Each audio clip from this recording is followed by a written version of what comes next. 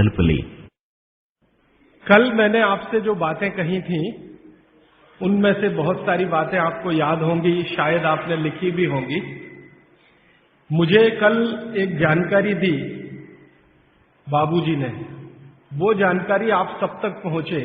उन्होंने जानकारी दी कि एक बार वो टीवीएस ग्रुप है ना, टीवीएस जो यहाँ का चेन्नई का सबसे बड़ा ग्रुप है और शायद भारत के सबसे बड़े ग्रुप में उनकी गिनती है, उनके घर वो भोजन करने गए थे। ये बात आपके ध्यान में इसलिए लाने की जरूरत है कि टीवीएस ग्रुप जो हजारों करोड़ के एम्पायर का मालिक है, उनके घर घर मिट्टी के बर्तन इस्तेमाल हो सकते हैं तो आपके घर में भी हो सकते हैं। माने हमको ये बहाना ना मिले कि मिलते नहीं है जी, समय बहुत लगता है जी, क्या उसको खटराक करने का। ये जो मन के अंदर की हमारी जो रुकावटें हैं ये कभी नहीं आए, इस दृष्टि से इस उदाहरण का बहुत महत्व है। और ये उदाहरण मैं हिंदुस्तान के ऐसे हजारों लोगों के बारे में बता सकता हूं जिनको आप रोज अखबारों में देखते हैं, न्यूज़पेपर में देखते हैं, टीवी पे देखते हैं। ज्यादातर के घरों में मिट्टी के बर्तन रसोई में इस्तेमाल होते हैं। आपको सुन के हैरानी होगी, धीरू भाई अंबानी के घर में रोटी हमेशा मिट्टी के तवे पे ही बनती है। धीरू भाई अंबानी के घर में रोटी हमेशा तवे पे बनती है। एक बार मुझे भी मौका मिला उनकी धर्मपत्नी श्रीमती कोकिला बहन से बात करने का कि आप ये मिट्टी के तवे पे रोटी क्यों बनाती हैं, ये तो पिछड़ेपन की निशानी है। ये ऐसा मैंने जानबूझ के बोला। हम तो ऐसा मानते हैं कि आप 18वीं शताब्दी में जा रहे हैं, मिट्टी के बर्तन की रोटी माने तवे की। तो कोकिला बहन ने कहा कि जो जो कहे मुझे उसकी परवाह नहीं, मुझे ये रोटी पसंद है और हमारे घर के सब लोगों को पसंद है, इसलिए हम मिट्टी के बर्तन में ही रोटी बनाते हैं। पूरे गुजरात में आप जाएंगे, राजस्थान में जाएंगे, अभी भी एक दो नहीं, लाखों नहीं, करोड़ों लोग हैं जो मिट्टी के तवे पे रोटी बना रहे हैं और खा रहे हैं। और मैं विनम्र रूप से आपसे कहना चाहता हूं कि वो आपसे ज्यादा स्वस्थ है और आपसे ज्यादा तंदुरुस्त है। अगर हमें अपना स्वास्थ्य और तंदुरुस्ती बना के रखनी है, बचा के रखनी है, तो ये बातें आपको अपने जीवन में आचरण में उतारने की आवश्यकता है। और ये बातें अगर आपके आचरण में आती हैं तो कितनी बड़ी चीज होती है इस देश में कि अगर मान लो हिंदुस्तान में 112 करोड़ लोग हैं, 112 करोड़ लोगों में 20 करोड़ परिवार हैं, 20 करोड़ परिवारों में 20 करोड़ रसोई घर है। अगर 20 करोड़ रसोई घर में मिट्टी का तवा आने लगे तो 20 करोड़ तवा बनने लगेगा और लाखों कुम्हारों को रोजगारी मिल जाएगी जो बेरोजगार बैठे हैं, जिनके पास काम नहीं। अगर मिट्टी की हांडी में 20 करोड़ परिवारों में दाल बनने लगेगी, चावल बनने लगेगा, तो करोड़ों कुम्हारों को हांडी बनाने का काम मिल जाएगा जो आज बेकार बैठे हैं। और हिंदुस्तान में कुम्हारों की संख्या लगभग उतनी ही है जितनी ब्राह्मणों की है। सरकार के आंकड़े हैं, लगभग 18% कुम्हार हैं और कुम्हार जैसी जातियां हैं, 18% ही ब्राह्मण हैं। तो इतने बड़े समाज को अगर रोजगार हम दे पाते हैं तो बहुत बड़ी बात है। इसलिए अर्थव्यवस्था को भी मदद होती है, आपका स्वास्थ्य तो अच्छा रहता ही है। और मेरी जो मन की बात है वो आपसे मैं शेयर करना चाहता हूं कि मिट्टी से आपका जुड़ाव रहता है। मिट्टी से जुड़े रहना ये सबसे बड़ी बात मानी जाती है। हम पता नहीं कहां कहां से चेन्नई में आए हैं, कोई बिहार से आया, कोई राजस्थान से, कोई गुजरात से, लेकिन अक्सर मन में आता है कि अपनी मिट्टी से जुड़े रहें। तो अपनी मिट्टी से चेन्नई जैसे शहर में जुड़े रहने का एक ही रास्ता है कि आप इन मिट्टी के बनाए हुए बर्तनों का इस्तेमाल करें। तो स्वास्थ्य की दृष्टि से तो बहुत ही अच्छा है और अर्थव्यवस्था के लिए भी बहुत अच्छा है। मैंने कल जो बातें कही थी उनको 1 मिनट में फिर से रिपीट करता हूं। कल मैंने एक ही सूत्र का आपके सामने विश्लेषण किया था, भागवत ऋषि का लिखा हुआ, कि जिस भोजन को बनाते और पकाते समय पवन का स्पर्श और सूर्य का प्रकाश ना मिले वो भोजन को कभी नहीं करना। इस विश्लेषण में से शुरू हुआ कि पवन का स्पर्श और सूर्य का प्रकाश कहां कहां नहीं मिलता। तो सबसे पहली चीज निकल के आई प्रेशर कुकर। प्रेशर कुकर का खाना ना खाएं, कल मैंने बहुत विस्तार से बता दिया, आज सिर्फ दोहरा रहा हूं याद रखने के लिए। और उसके विकल्प के रूप में मैंने आपसे कहा मिट्टी के बर्तनों में खाना बनाएं। मिट्टी के बर्तन में खाना बनाने के पीछे जो सबसे बड़ा वैज्ञानिक कारण है कि ये जो मिट्टी है इसमें 18 तरह के माइक्रो न्यूट्रिएंट्स हैं। ये बात हमेशा आप याद रखिएगा। कैल्शियम मिट्टी में है, आयरन मिट्टी में है, सिलिकॉन मिट्टी में है, सल्फर मिट्टी में है। आपके शरीर को हर दिन 18 तरह के सूक्ष्म पोषक तत्वों की जरूरत होती है। 18 तरह के सूक्ष्म पोषक तत्वों की जरूरत होती है, जिनको आप अलग अलग भाषा में बोल देते हैं कि हमको प्रोटीन्स चाहिए, हमको विटामिन चाहिए, हमको कार्बोहाइड्रेट्स चाहिए, हमको फैट्स चाहिए। ये डॉक्टर कहता है ना आज की भाषा में कि आपको प्रोटीन की कमी हो गई है, प्रोटीन चाहिए, आपको कार्बोहाइड्रेट्स ज्यादा चाहिए, आपको फैट्स ज्यादा चाहिए। तो ये जो कुछ भी चाहिए, इनको रसायन शास्त्र की भाषा में मैंने आपको समझाया कल, और आज कह रहा हूं कि ये 18 तरह के सूक्ष्म पोषक तत्व हैं, जिनको मिल जाने से आपके भोजन को संपूर्णता मिलती है, माने भोजन पूर्ण होता है। और संयोग से या प्रकृति के कुछ ऐसे नियम से ये सारे तत्व मिट्टी में है, इसलिए मिट्टी के बर्तनों का उपयोग आपके लिए बहुत ही अच्छा है। दूसरा मैंने आपको कारण बताया था विज्ञान का। जिस वस्तु को खेत में, कृषि भूमि में पकने में जितना ज्यादा समय लगता है, रसोई घर में भी उसको ज्यादा समय में ही पकाना चाहिए। क्योंकि मैंने आपसे कहा कि खेत की मिट्टी में अरहर की दाल खड़ी है, 7-8 महीने में तैयार होती है। 7-8 महीने धीरे धीरे उसने प्रोटीन लिया, प्रोटीन के रूप में कुछ केमिकल्स उसने लिए मिट्टी से। ये 7-8 महीने तक लेते रहे अरहर की दाल के दाने, उसकी जड़ों की मदद से, तने की मदद से। अब वो दाल तैयार हुई है तो उसको पकाने में भी समय लगना चाहिए। जल्दी से आपने पका दिया तो उसके अंदर जो प्रोटीन्स गए हैं, जो बहुत तरह के माइक्रो न्यूट्रिएंट्स मिट्टी से अंदर गए हैं, इनको वापस आपके शरीर में आने में संभावना नहीं है। वो टूटेंगे तो आपके लिए उपयोगी उतने नहीं होंगे। मैंने आपसे कहा कि प्रेशर कुकर में वाष्प का दबाव इतना ज्यादा होता है कि दाने टूटते हैं, पकते नहीं है, वो टूटते हैं। और टूटे हुए दाने, गर्म पानी है नीचे से, वो आपको ऐसा लगने लगता है कि वो पक गए हैं। वो पके नहीं है, वास्तव में वो सॉफ्ट हो गए हैं, मुलायम हो गए हैं। पकने से मतलब मैंने आपको बताया था कि उसके अंदर जो कुछ भी प्रकृति ने दी है पोषकता, वो आपको मिलने की स्थिति में आ गई या नहीं, तब हम उसको कहते हैं कि ये पक गया है। चाहे वो गेहूं का दाना हो, चाहे अरहर का दाना हो या तुअर का। तो ये बात अगर आपके ध्यान में आती है कि पकना मतलब क्या होता है और उबलना मतलब क्या होता है। एक शब्द है उबलना। उबलना होता है प्रेशर कुकर में, पकना होता है मिट्टी की हांडी में। क्योंकि मिट्टी की हांडी में धीरे धीरे पकती है हर चीज। कारण क्या है? मिट्टी जो है ना, ऊष्मा की कुचालक है। आप में से जो विद्यार्थी हैं वो जानते हैं, बेड कंडक्टर है, ऊष्मा की कुचालक है। माने मिट्टी को कोई चीज जल्दी ऊष्मा के रूप में मिलेगी नहीं, धीरे ही धीरे मिलेगी। तो धीरे ही धीरे फिर दाल पकेगी, और दाल पकेगी तो धीरे धीरे उसके माइक्रो न्यूट्रिएंट्स पानी के साथ आएंगे। फिर आप वो खाएंगे तो आपके शरीर को पूरी पोषकता मिलेगी।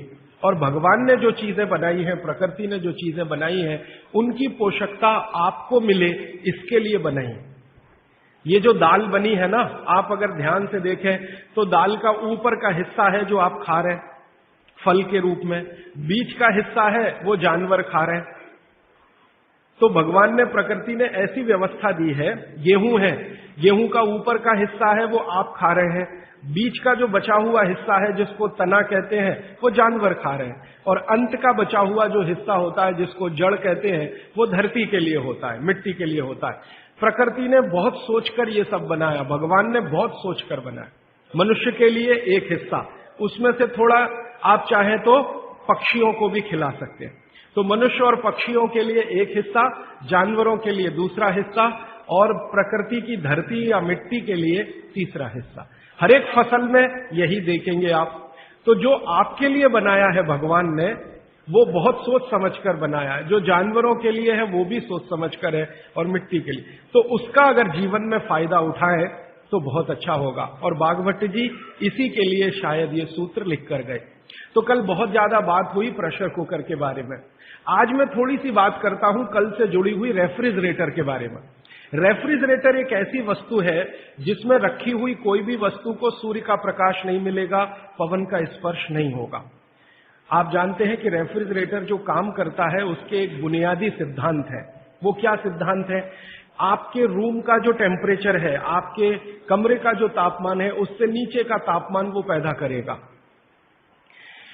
अब ये प्रकृति की मदद से नहीं हो सकता, क्योंकि प्रकृति की मदद से तो आपका रूम टेम्परेचर 30 डिग्री, 35 डिग्री या 22 डिग्री, 25 डिग्री है, तो प्रकृति के विरुद्ध जाकर उसको काम करना पड़ेगा, तो उसके लिए कुछ एक्स्ट्रा एफर्ट्स लगेंगे। तो ऐसी गैस रसायन शास्त्र में जो तापमान को कम करने में काम में आती हैं, उन गैसों का इस्तेमाल रेफ्रिजरेटर करेगा। और एक दो नहीं, ऐसी 12 गैसों का इस्तेमाल रेफ्रिजरेटर करता है, जिनको विज्ञान की भाषा में CFCs कहते हैं, क्लोरो फ्लोरो कार्बन, जिसमें क्लोरीन भी है, फ्लोरीन भी है और कार्बन डाइऑक्साइड।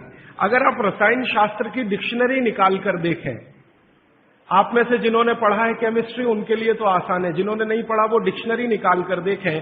क्लोरीन, क्लोरीन के सामने लिखा हुआ है जहर। सीधे डिक्शनरी देखें, टेक्स्ट की बात नहीं कर रहा हूं, एक डिक्शनरी खरीद लें केमिस्ट्री की और क्लोरीन शब्द देखें तो सामने ही लिखा हुआ है जहर। और फिर फ्लोरीन देखें तो अत्यंत जहर, और कार्बन डाइऑक्साइड तो जहर का बाप।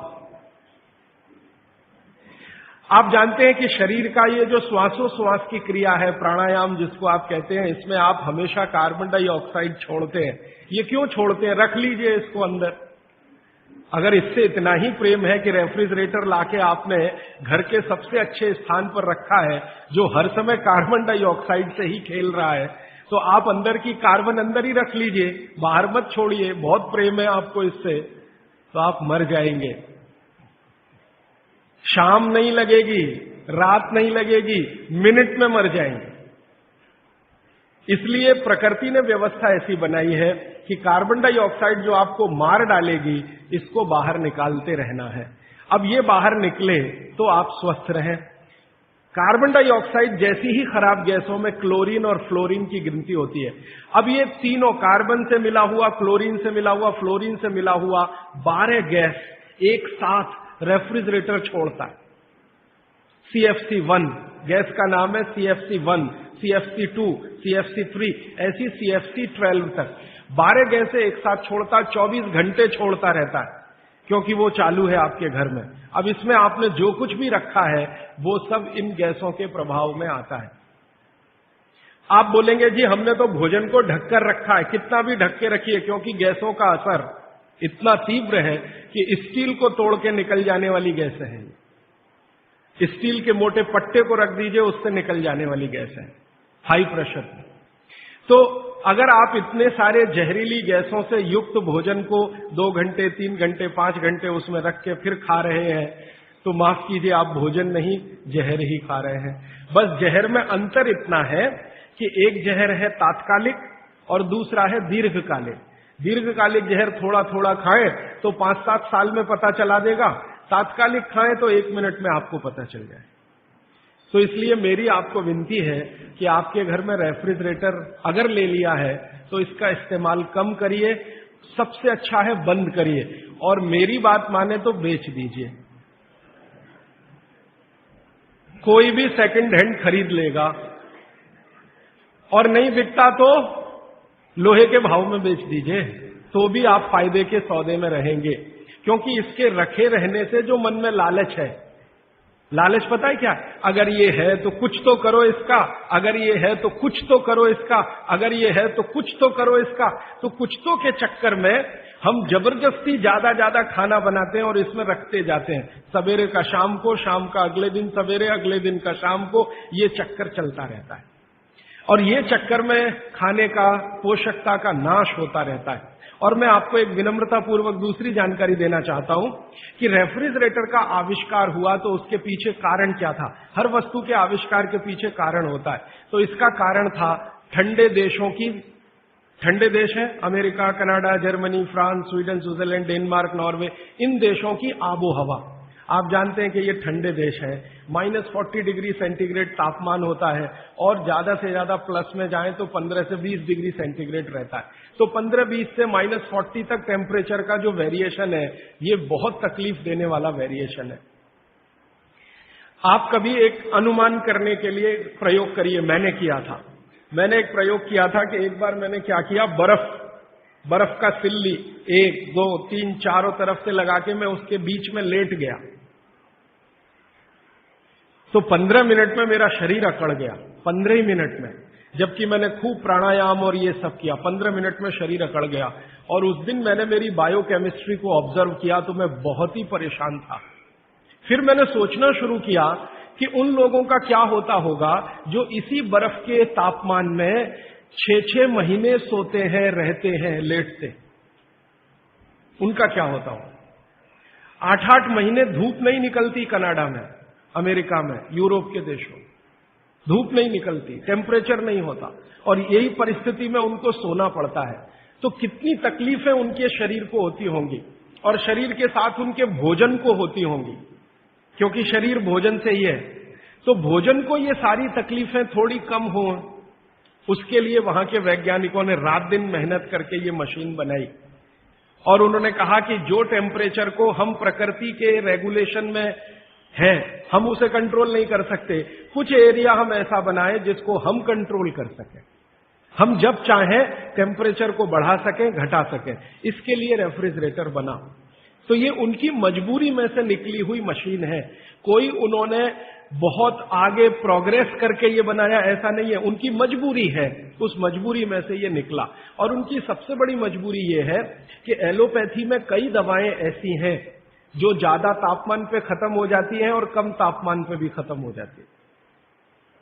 बहुत सारी दवाएं एलोपैथी में ऐसी हैं जो हाई टेम्परेचर पे भी खत्म हो जाती हैं, माने उन दवाओं का असर नहीं रहता, लो टेम्परेचर पे भी खत्म हो जाती हैं। तो उन दवाओं को रखने के लिए एक टेम्परेचर हमारे कंट्रोल में रहे, इसके लिए फ्रिज बना। वो पानी रखने के लिए नहीं बना है, दाल रखने के लिए नहीं बना, सब्जी रखने के लिए, दवाएं रखने के लिए बना। और आपको एक और जानकारी दूं कि यूरोप में ये जब आविष्कार किया सबसे पहले, तो मिलिट्री के लिए इसका उपयोग हुआ था, और मिलिट्री के लिए ही ये बना था, क्योंकि आर्मी के जो सैनिक हैं वो चुस्त दुरुस्त और तंदुरुस्त रहने चाहिए, जब जरूरत हो दवाएं उनको समय पर उसी टेम्परेचर की मिलनी चाहिए। इसके लिए ये फ्रिज आया, ये हमारे लिए नहीं बना, हिंदुस्तान के लिए तो इसकी कोई आवश्यकता नहीं। और यूरोप में एक दूसरी समस्या है, आप जानते हैं कि जहां 6 से 8 महीने बर्फ पड़ेगी वहां हर चीज जरूरत की समय पर नहीं मिलेगी। मान लीजिए ये जो समय है ना, दिसंबर, जनवरी, फरवरी, मार्च, ये सब वहां बर्फ का समय है। अब इस बर्फ के समय में वो चाहे कि आलू चाहिए, नहीं मिलेगा, टमाटर चाहिए, नहीं मिलेगा, भिंडी चाहिए, नहीं मिलेगी, गाजर चाहिए, कुछ नहीं मिलेगा उनको। बर्फ मिलेगी, खा लो तो खा लो, नहीं तो उसको गर्म करके पानी बना लो, और कुछ नहीं मिलेगा। तो जो कुछ नहीं मिलेगा उस समय कुछ चीजों को स्टोर करके रखने के लिए रेफ्रिजरेटर है। जब मिल रहा है तो इकट्ठा खरीदो और स्टोर करके इसको रखना शुरू कर दो। अब गलती तो ये हो गई हम लोगों से कि हमने बिना सोचे समझे विचार किए उनकी नकल के साथ ये ले आया अपने घर में, और ऐसे लोगों के घर में भी ले आया जो केमिस्ट्री बहुत अच्छे से जानते, जो क्लोरोफ्लोरोकार्बन्स को रोज पढ़ते हैं और पढ़ाते हैं, उनके ही घर में फ्रिज। मैं कहता हूं प्रोफेसर साहब आप ये क्या गजब कर रहे हैं, आप तो जानते हैं, क्या करें, पत्नी नहीं मानती, बच्चे नहीं मानते, तो आपकी केमिस्ट्री पत्नी को क्यों नहीं समझाई अभी तक? तो कहते समझती नहीं। तो मैंने कहा फिर आप प्रोफेसर क्यों हो गए? जो आप अपनी पत्नी को केमिस्ट्री नहीं समझा सके तो बच्चों को कैसे समझाएंगे? आप अपने बच्चों को नहीं समझा सके, दूसरों को कैसे समझाएंगे? तो मुश्किल यह है कि हम विज्ञान पढ़ रहे हैं लेकिन वैज्ञानिक नहीं हो रहे, अपने जीवन में नितांत विज्ञान के विरुद्ध काम कर रहे हैं। प्रकृति और विज्ञान के विरुद्ध अगर कोई चीज सबसे खराब हमारे घर में है तो प्रेशर कुकर के बाद यही है रेफ्रिजरेटर। तो मेरी विनती है कि आप इसका रखा हुआ खाना मत खाइए, क्योंकि वो जहर हो जाता है। तो आप बोलेंगे फिर क्या करें? एक नियम बना लीजिए अपने जीवन में, जो हमारे दादा दादी, नाना नानी के समय का बनाया हुआ है, और शायद बाघभट्ट ने भी ये नियम लिखा है बहुत रेखांकित करके। वो ये कहते हैं, अब मैं दूसरे नियम पर आ रहा हूं, पहले नियम खत्म हो रहे हैं, अब दूसरे पर मैं जा रहा हूं। बाघभट्ट जी कहते हैं कि कोई भी खाना जो बना, कोई भी खाना, दाल बनी, चावल बना, रोटी बनी, बनने के 48 मिनट के अंतर इसका उपभोग हो जाना चाहिए। ये दूसरा नियम, दूसरा सूत्र है। कोई भी खाना बना, बनने के 48 मिनट के अंदर उसका उपभोग माने कंजम्पशन हो जाना चाहिए। रोटी बन गई, अब 48 मिनट के अंदर खा लीजिए। चावल बन गया, 48 मिनट में खा लीजिए। दाल बन गई, 48 मिनट में खा लीजिए। खीर बन गई, 48 मिनट में खा लीजिए। सिवई बन गई 48। ये 48 मिनट का चक्कर क्या? 48 मिनट, 40 मिनट भी नहीं, 50 मिनट भी नहीं, 48 मिनट। तो भागवत जी का जीवनी जब पढ़ा तो मुझे पता चला कि वो बहुत बड़े मैथमेटिशियन भी थे। आयुर्वेद के तो चिकित्सक थे ही, मैथमेटिक्स के बड़े पंडित थे। तो उन्होंने जितने कैलकुलेशन किए हैं वो सब इसी तरह के हैं, 42 मिनट। अब ये जो मिनट है ये मैंने जोड़ा है, भागवत जी ने लिखा है 48 पल।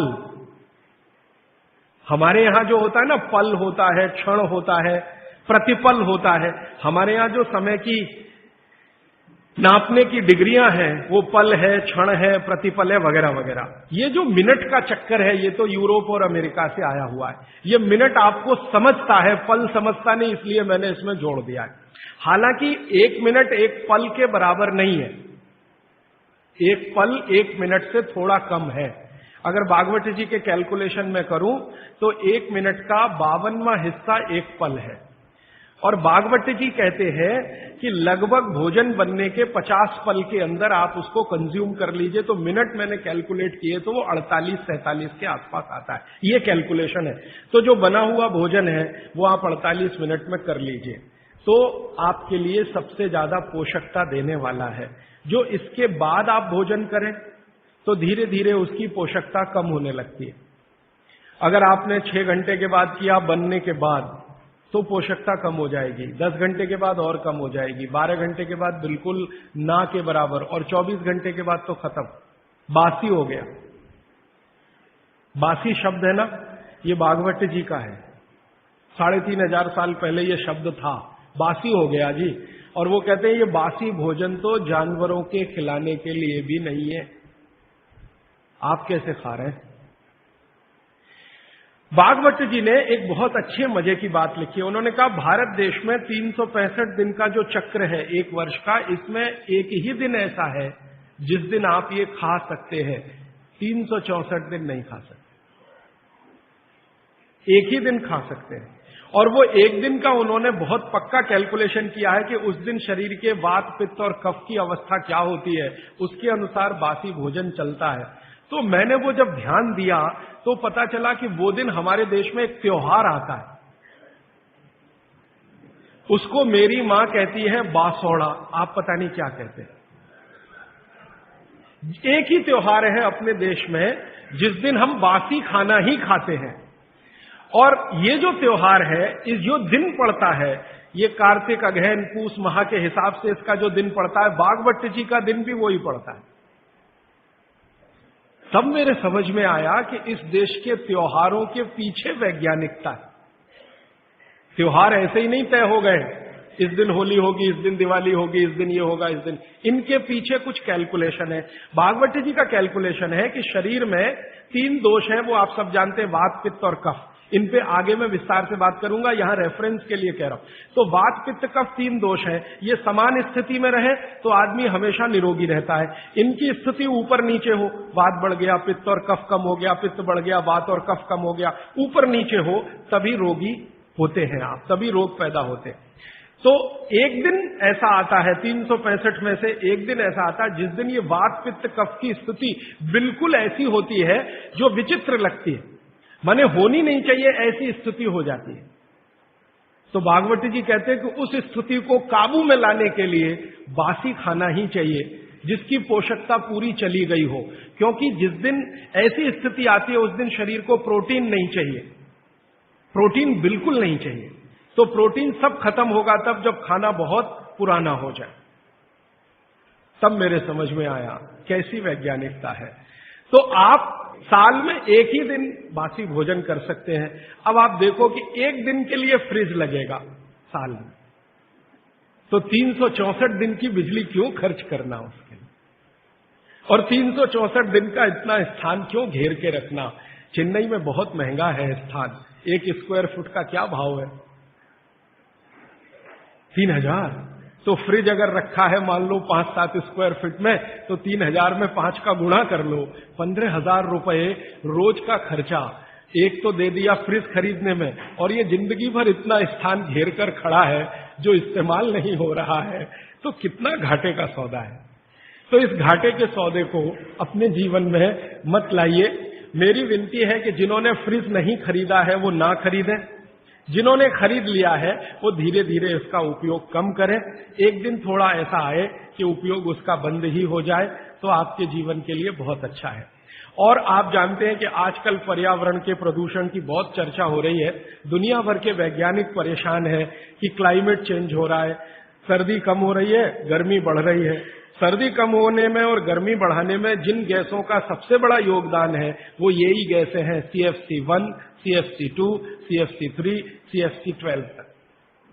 तो सारे दुनिया के देश परेशान हैं कि क्या करें क्या करें। अभी इंडोनेशिया के बाली द्वीप में 7 दिन का सम्मेलन हुआ। अमेरिका, जर्मनी, भारत जैसे 156 देशों के राष्ट्रपति, प्रधानमंत्री 7 दिन झक मार रहे थे यही बात के लिए कि भाई CFC का प्रोडक्शन कम कैसे किया जाए। तो इसमें थोड़ा आप भी सहकार कर दीजिए। ये प्रोडक्शन कम होने के लिए फ्रिज की जरूरत बंद करने की है, तो ये प्रोडक्शन कम होगा। तो इसलिए मैंने कल आपसे कहा था कि फ्रिज का भी खाना ना खाएं, समय का ध्यान रखें। ये बात हमेशा याद रखें कि बना हुआ खाना 48 मिनट के अंदर खा लेना चाहिए। अब ये 48 मिनट का जो कैलकुलेशन है, कल मैं इस पर आपसे और ज्यादा विस्तार से बात करूंगा, क्योंकि एक सूत्र कल आएगा। आज बस इतनी सी बात। और एक तीसरी बात जो मैंने कल आपसे शुरू की थी, माइक्रोवेव ओवन। माइक्रोवेव ओवन भी कुछ इसी तरह का किस्सा है। इसमें भी टेम्परेचर को आप कंट्रोल करते हैं, और माइक्रोवेव ओवन में कोई भी चीज आप जब रखते हैं ना गर्म करने के लिए, तो वो चीज का एक हिस्सा गर्म होता है, पूरा नहीं होता। गर्म होने के लिए हमारी जो कल्पना है वो चारों तरफ से एक साथ एक जैसा टेम्परेचर आए, वो पानी ही कर सकता और कोई चीज नहीं है दुनिया। पानी गर्म करके उसमें कोई चीज डालें तो सही गर्म होती है, और माइक्रोवेव ओवन में पानी का कोई काम नहीं। और ये माइक्रोवेव ओवन भी यूरोप और अमेरिका के लिए है, क्योंकि वहां बहुत ठंडी है, आपके लिए नहीं है, क्योंकि यहां तो बहुत गर्मी है। तो अब हमारे घर में क्या हुआ है वो मैं विनम्रता पूर्वक आपसे कहता हूं, आपने कुछ चीजों को स्टेटस सिंबल बना रखा है, वो बदल दीजिए। ये स्टेटस सिंबल नहीं है, ये मजबूरी की चीजें हैं। कहते हैं ना मजबूरी में हमने ये किया, मजबूरी में हमने ये किया। तो आप मान लीजिए कि मजबूरी में फ्रिज लाया, मजबूरी में माइक्रोवेव ओवन लाया, मजबूरी में प्रेशर कुकर लाया। ये कोई छाती ठोक के बताने की बात नहीं है कि मेरे घर में फ्रिज है, या मेरे घर में माइक्रोवेव ओवन है, या मेरे घर में। आप इसको शर्म से बताइए कि मैं क्या बताऊं, मेरी मजबूरी थी, उस दिन दिमाग कुछ फिर गया था, मेरा विवेक शून्य हो गया था, तो मैंने मेरे खून पसीने की कमाई बर्बाद कर दी और ये ले आया। तो ये इस तरह से कहना जब शुरू करेंगे तो थोड़े दिन में आपकी भावना अपने आप बदल जाएगी और ये चीजें आपके बाहर निकल जाए। ये जो 48 मिनट का कैलकुलेशन है, ये जैन दर्शन में भी है। आप में से कोई भी जैन समाज के लोग होंगे तो मेरी बात आपको बहुत जल्दी समझ में आएगी। जितने भी जैन साधु संत हैं उनके मुंह से आप यही सुनेंगे, पानी में 48 मिनट के बाद जीव राशि पैदा हो जाती है और वो जीव राशि फिर बढ़ती ही चली जाती है, करोड़ों से अरबों, अरबों से खरबों में चली जाती है। तो ऐसा पानी नहीं पीना चाहिए क्योंकि जीव हत्या होती है और उसका पाप लगता है। तो जैन दर्शन ने इसको अहिंसा के साथ जोड़ा है और भागवत जी ने इसको स्वास्थ्य के साथ जोड़ा है। मूल बात एक ही है। शायद जैन दर्शन में अहिंसा से इसको इसलिए जोड़ा होगा कि धर्म से जाएगा जुड़कर तो जल्दी समझ में आएगा। भागवत जी ने इसको शरीर स्वास्थ्य से जोड़ा है तो थोड़ा देर में समझ में आता है, क्योंकि हमारा चित्त और मन धर्म के प्रति थोड़ा आकर्षित है, क्योंकि हमारे डीएनए में ऐसा है। भारत का जो डीएनए है वो ऐसा ही है, जिसमें धर्म की बात करो तो तुरंत समझ में आए, विज्ञान थोड़ा पीछे से आता है। इसलिए इस देश में धार्मिक लोगों की पूजा होती है, वैज्ञानिकों को कोई पूछता नहीं है, वो ऐसे ही बेचारे घूमते रहते हैं। कभी आप जैसे लोग उनको माला वाला डाल दे तो ठीक हो गया, वरना इस देश के वैज्ञानिक कहाँ मरते हैं, कहाँ खपते हैं, कौन जानता है, कौन पूछता है। लेकिन साधु, सन्यासी, महात्मा इतने पूजे जाते हैं इस देश में, जिनके पीछे आप कुछ नहीं जानते, उनका इतिहास, उनका भूगोल, तो भी आप उनके चरणों में लौटते रहते हैं। वो आपके डीएनए का दुष्ट है। मेरे डीएनए का दोष है, आपके डीएनए का दोष है, क्योंकि डीएनए ऐसा है इस देश में। कभी मौका मिला तो इस पे बात करूंगा कि गर्म देशों का डीएनए और ठंडे देशों का डीएनए बिल्कुल अलग होता है। ये जो यूरोप और अमेरिका में रहने वाले लोग हैं ना, इनका जो डीएनए है और हमारा जो हम भारत